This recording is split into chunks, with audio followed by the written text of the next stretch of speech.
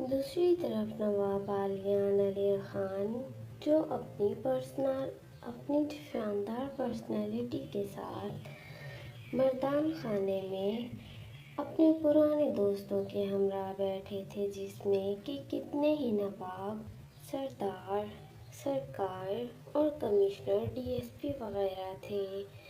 اتنے میں زائد نواب عالیان کا خاص بندہ اندر آیا۔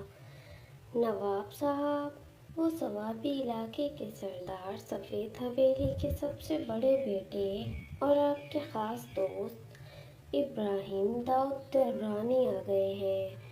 اپنے سب سے خاص دوست کا سنتے نواب عالیان کے چہرے کو مسکراہٹ نے چھوا تھا۔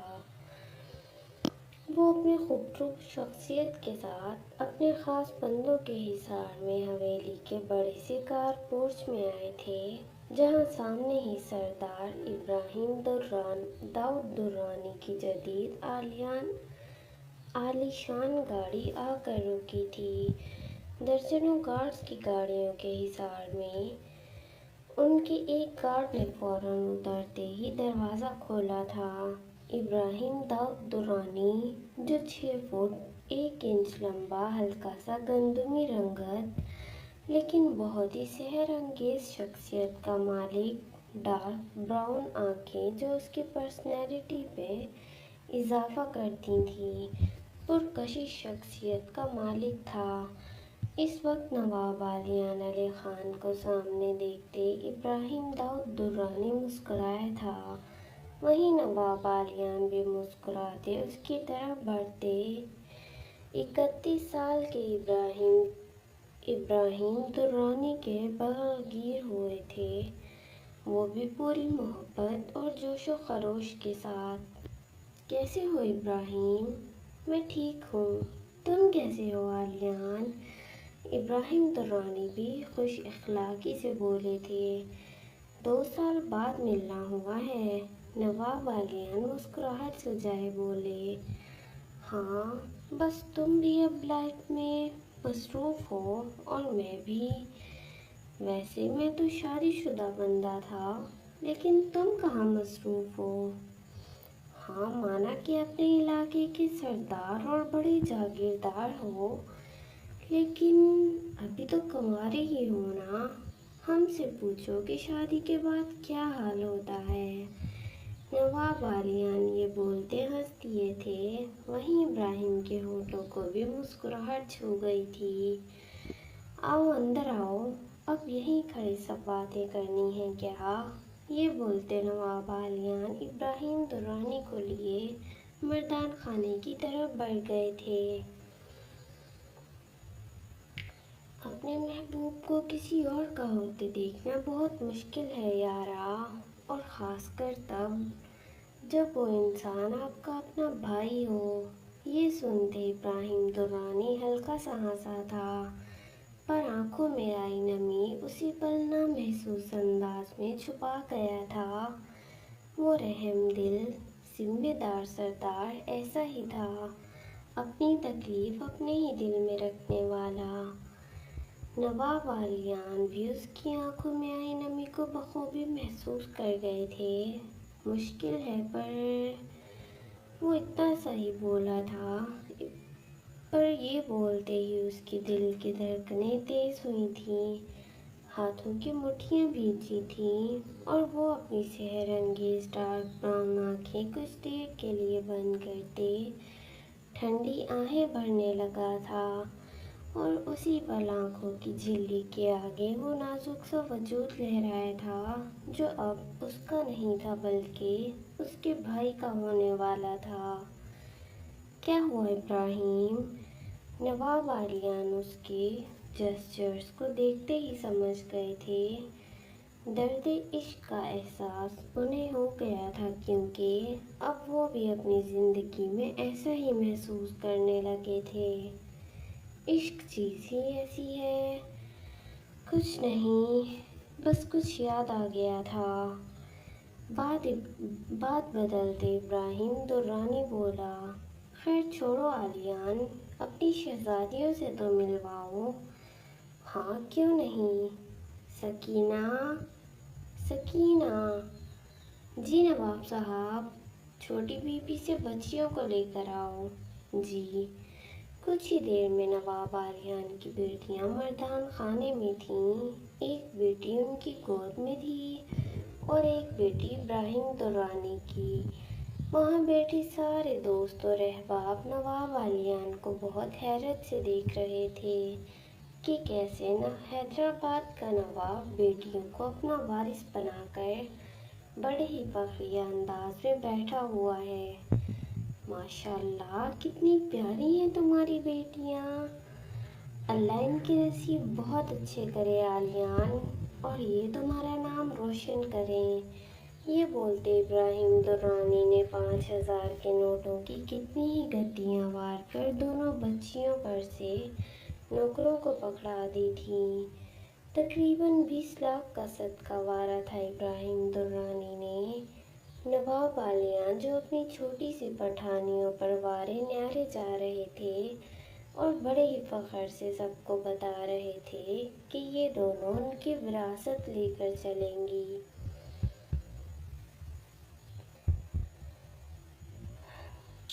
कुछ देर बाद इब्राहिम दुर्रानी वहाँ से निकल गया था, क्योंकि अभी सालिक दुर्रानी उसका छोटा भाई की शादी के फंक्शन सफ़ेद हवेली में चल रहे थे। रुशाल, जो कब से हॉल की मेन एंट्रेंस की तरफ देखते अपनी बच्चियों का इंतज़ार कर रही थी कि इतने में उसकी निगाहें झुकी थीं और वो हल्का सा मुंह फेर गई थी, क्योंकि सामने से ही नवाब आलियान अपनी बेटियों को उठाए इसी तरफ चले आ रहे थे। और आते ही उन्होंने रुशाल को गहरी नज़रों से देखते दोनों बच्चियां उसकी गोद में दी थीं। रुशाल ने इनकी तरफ देखा तक नहीं था। अच्छा हुआ पोता साहब, आप भी आ गए। हम हमारी पर पोतियों का नाम ही रखने वाले थे। बताओ, तुम्हारी बच्चियों का क्या नाम रखना चाहिए? नवाब आलियान अपनी बेगम की तरफ देखते हुए बोले। जब पैदा उन्होंने किया है तो नाम भी यही रखेंगी। ये सुनकर रुशाल ने बेख्तियार नवाब आलियान की तरफ देखा था। उसकी आंखें भीगी थीं। नवाब आलियान रुशाल को देखते अपनी आंखें अपनी बेटियों पर मरकूज कर गए थे।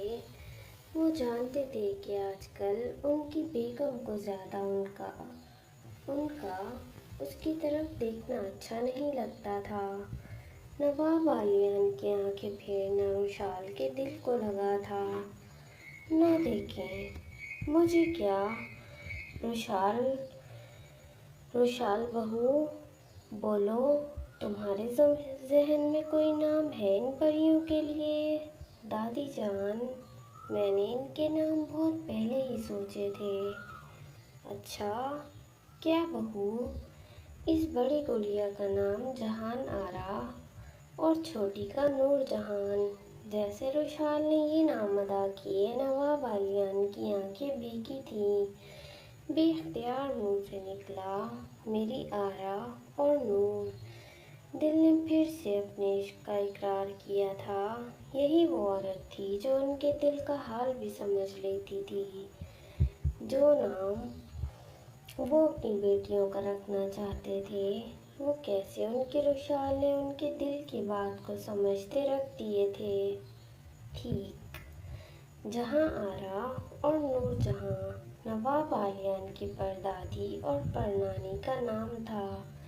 वहीं दादी जान की आंखें भी शिद्दत से भीगी थीं। जरताज बेगम हैरान हुई थीं। वाह वाह रुशाल बहू, आज से हमारी परपोतियों के नाम जहां आरा और नूर जहां है। वैसे हमारा आलियान भी अपनी बेटियों का हमेशा से यही नाम रखना चाहता था। ये सुनते रुशाल का रुख अब नवाब आलियान के चेहरे की तरफ था, जो अपनी भीगी आंखें छुपाने के लिए अपना आप अपनी बेटियों में मसरूफ दिखा रहे थे। रुशाल ने आंखें बंद करते 11 महीने पहले का एक पास सोचा था, जब उसकी शादी को वो मुश्किल से 6 महीने हुए थे। वो नई नई अपने नवाब के इश्क में डूबी थी। एक ایک رات جب وہ دادی جان کے کمرے میں تھی اور نواب عالیان رباب کے ساتھ لاہور کے لیے نکلے ہوئے تھے، اسی رات دادی جان نے رشال کے آگے نواب عالیان کی خواہش رکھی تھی کہ کتنے سالوں سے ان کے پوتے نے دل ہی دل میں اپنے بچوں کے نام سوچ رکھے ہیں۔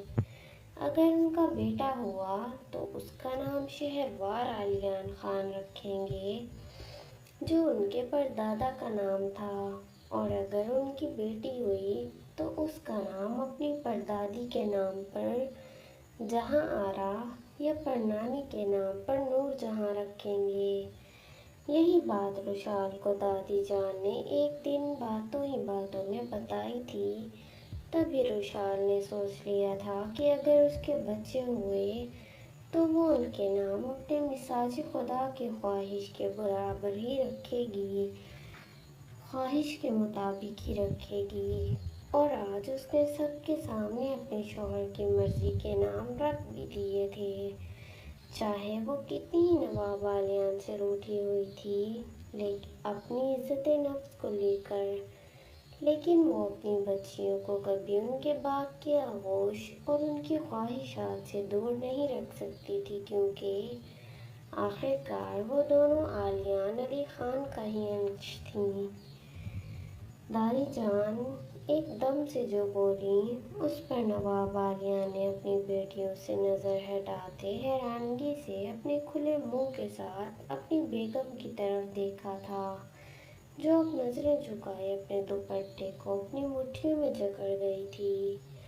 عالیان بیٹا، تمہاری بیگم نے تمہاری خواہش کا خیال رکھتے ہی ان دونوں کا نام تمہاری مرضی کے مطابق رکھا ہے۔ یہ بات ہم نے اس کو تم دونوں کی شادی کے 5ویں مہینے میں بتائی تھی۔ ہمیں نہیں پتا تھا کہ تمہاری بیگم کو تمہاری خواہش اتنی عزیز ہوگی۔ اچھا لگا ہمیں رشال بہو، یہ بولتی دادی جان پھر سے اپنا پوتا اور اس کی بہو کی بلائیں لینے لگی تھیں۔ نواب عالیان جو اپنی آنکھوں کے کونے میں آئے آنسو اپنی بیگم آنسو سے کیسے لکھا ہوا یار یہ نواب عالیان جو آنکھوں کے کونے میں آئے آنسو سے اپنی بیگم کو دیکھ رہے تھے، آگے ہی اس کے حسن نے ان کو پورا گھائل کر دیا تھا، جو وہ آج کسی صورت بھی رشال کے پاس جا کر اپنے جذبات کو ٹھنڈا کرنے کا ارادہ رکھتے تھے، اور اب اس کی خوبصورت اداؤں اور ان کی خواہش کی پرواہ کا خیال کرنا بھی اور زیادہ نواب عالیان کو اپنی چھوٹی بیوی کا گرویدہ بنا گیا تھا۔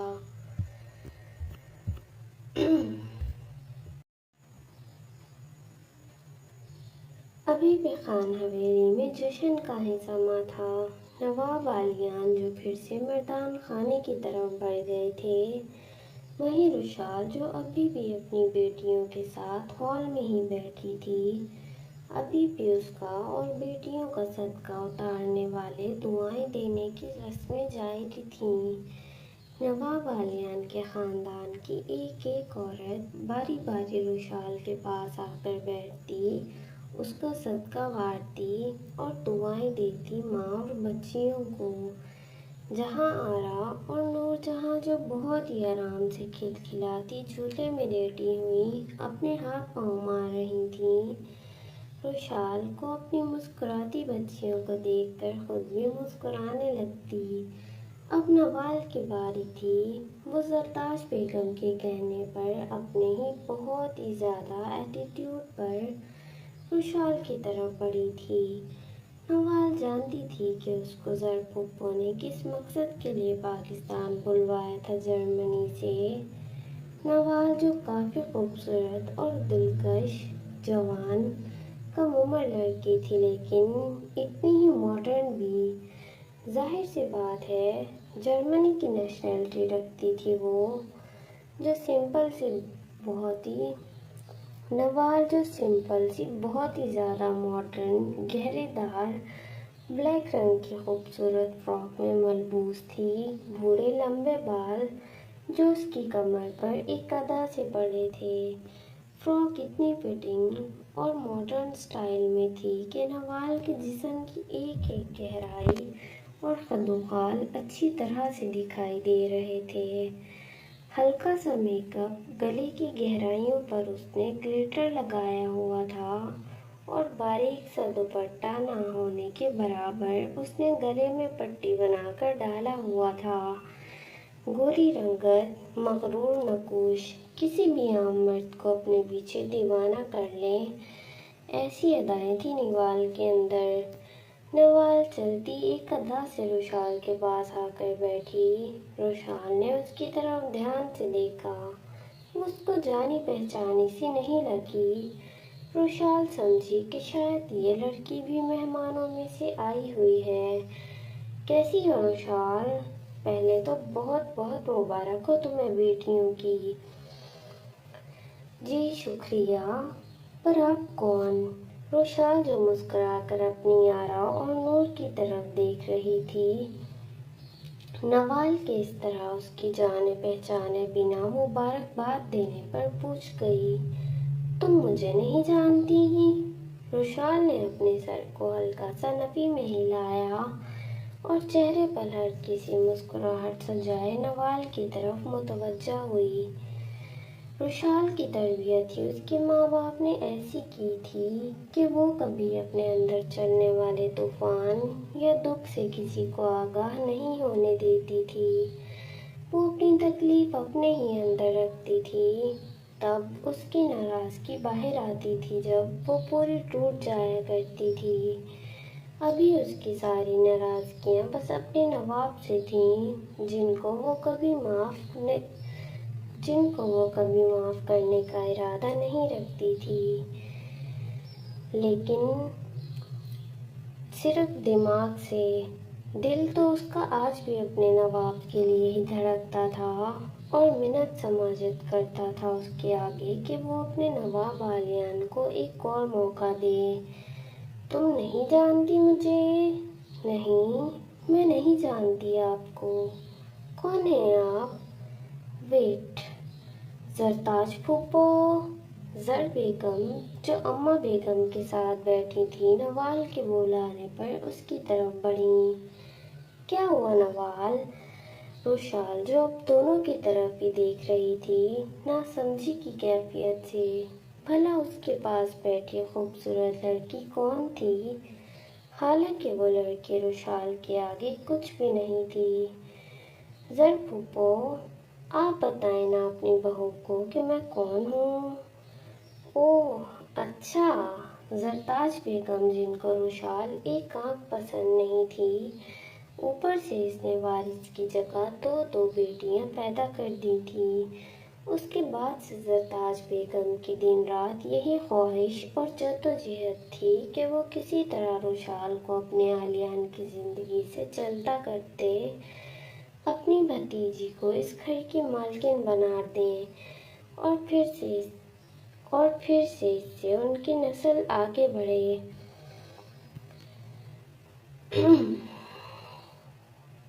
بہت ہی خراب ہے یار یہ زرتاج بیگم تو، کہ میرے دور کے بھائی کی بیٹی ہے۔ نوال ماشاءاللہ سے کافی پڑھی لکھی ہے۔ اگر میرا عالیان رباب سے شادی نہیں کرتا نا، تو میں نے تو اس کا رشتہ بچپن میں ہی اپنے عالیان کے لیے لے رکھا تھا۔ یہ سنتے جہاں نوال کے چہرے پر ایک الگ سی کمینگی مسکراہٹ بکھری تھی، وہیں روشال کی آنکھوں میں نمی بڑھی تھی۔ روشال بے یقینی سے زرتاج بیگم کو دیکھ رہی تھی جو اس کے سامنے ہی ایسی باتیں کر رہی تھیں۔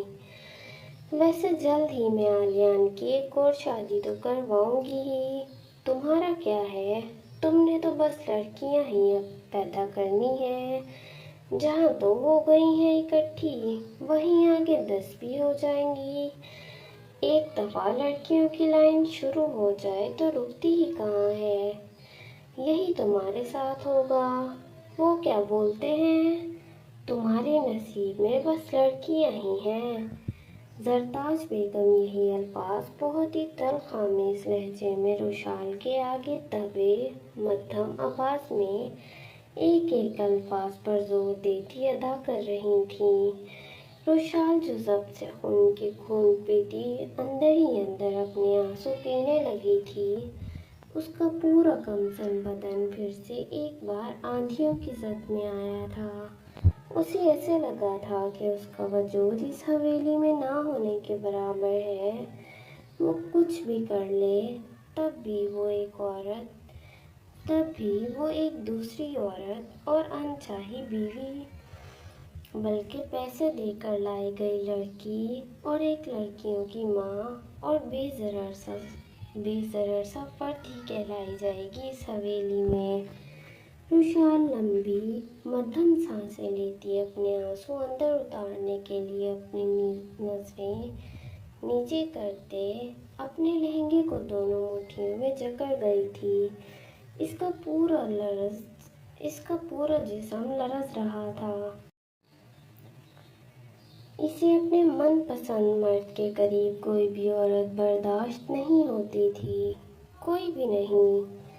گزرتے وقت کے ساتھ روشال، جو بے شک حد سے زیادہ نواب عالیان سے روٹھی اور خفا ہو گئی تھی، لیکن وہ اتنا ہی اپنے 33 سالہ شوہر کے لیے پاگل، جنونی اور پوزیسو ہوتی جا رہی تھی۔ روشال کبھی اتنے لوگوں کے سامنے اپنے سسرال، اپنی دادی جان کی عزت خراب نہیں کرنا چاہتی تھی، اسی لیے چپ چاپ زرتاج بیگم کی ایسی باتیں سن رہی تھی۔ اسی لیے میں نے نوال کو بلوایا ہے۔ سوچا زیادہ دیر تو میں انتظار نہیں کروں گی۔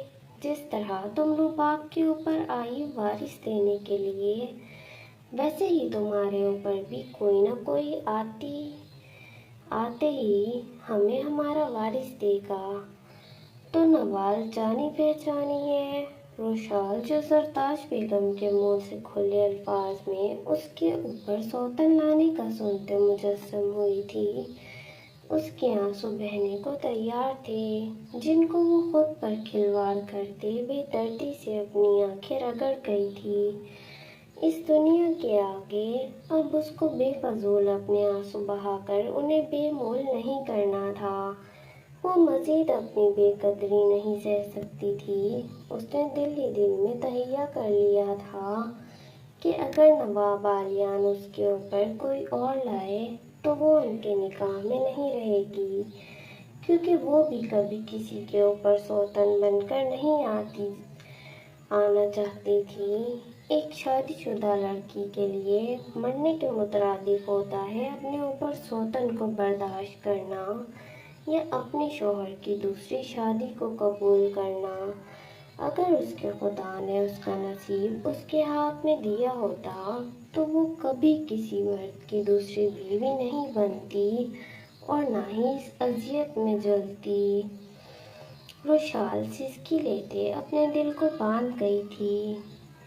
اس مطلب کی دنیا کے آگے اس کو مزید اپنے آپ کو کمزور نہیں دکھانا تھا۔ دل ہی دل میں خود سے گویا ہوئی، 3 کریں یا 10 کریں، مجھے کوئی فرق نہیں پڑتا۔